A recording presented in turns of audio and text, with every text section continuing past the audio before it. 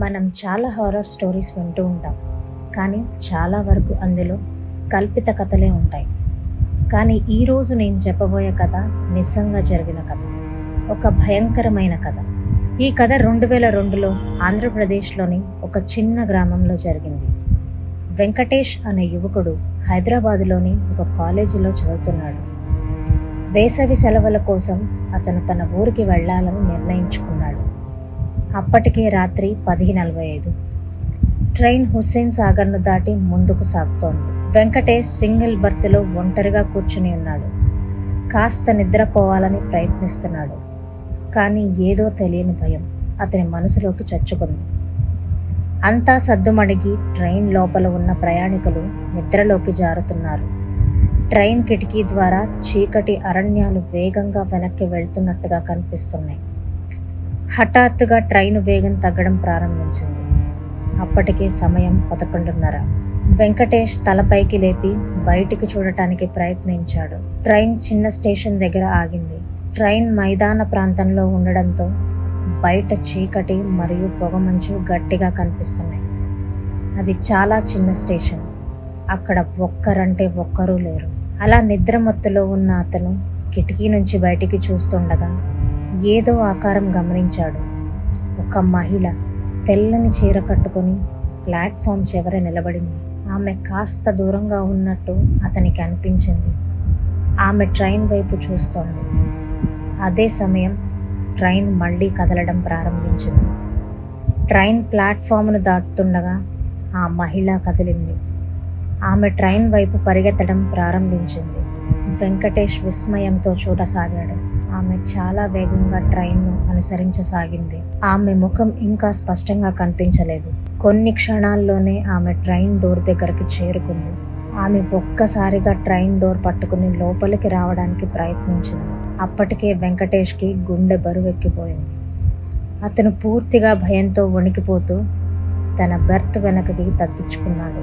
ఆమె లోపలికి రావడానికి ప్రయత్నించగా ఒక్కసారిగా ట్రైన్ వేగంగా కదిలిపోయింది. ఆమె వెనక్కి పడిపోయి కనిపించకుండా పోయింది. అసలు ఆమె ఎవరు అనే ఆలోచన వెంకటేష్కి వచ్చింది. దానితో పాటు భయంతో గుండె వేగంగా కొట్టుకుంది. ఆమె మాయమైందని అతనికి అనిపించింది. అతను మెల్లగా ఊపిరి పీల్చుకొని తన చెమటని మోచేయితో తుడుచుకున్నాడు.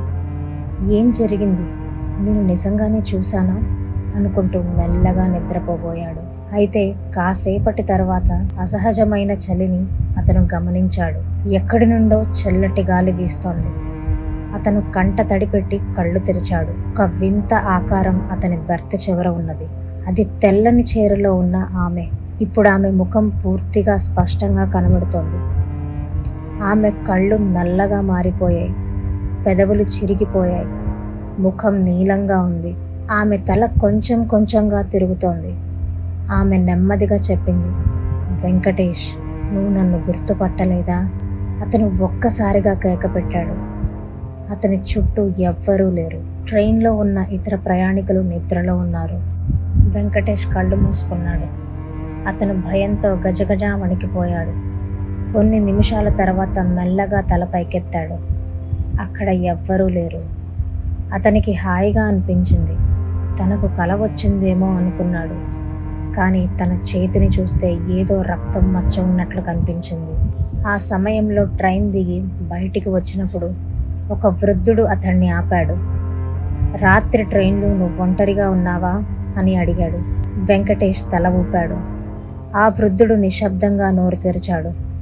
ఈ ట్రైన్లో ఏటా ఒక ఆత్మ కనిపిస్తుందని తెలుసా? ఒక యువతి ఇక్కడ చాలా ఏళ్ల క్రిందట దూకి చనిపోయింది. అప్పటి నుంచి ఆమె తరచూ ప్రయాణికులను వెతుకుతూ కనిపిస్తుందని చెబుతారు. అది వినగానే వెంకటేష్కి జరిగింది నిజమని గట్టిగా నమ్మాడు. అది విన్న వెంకటేష్కు అంత చలిలో కూడా శరీరం అంతా చెమటలు పట్టాయి. వెంకటేష్ ఒక్కసారిగా వెనక్కి తిరిగి చూశాడు. ట్రైను అద్దంలో ఆమె ప్రతిబింబం ఇంకా అతన్ని చూస్తూనే ఉంది. ఆ రోజు అతను ఎదుర్కొన్న ఈ సంఘటన అతని జీవితంలో మర్చిపోలేడు. అతనికి జరిగింది ఎవ్వరికి చెప్పినా పీడకలకని ఉంటావేమో అని కొట్టిపారేసేవారు. అది నిజమని అతనికి మాత్రమే తెలుసు.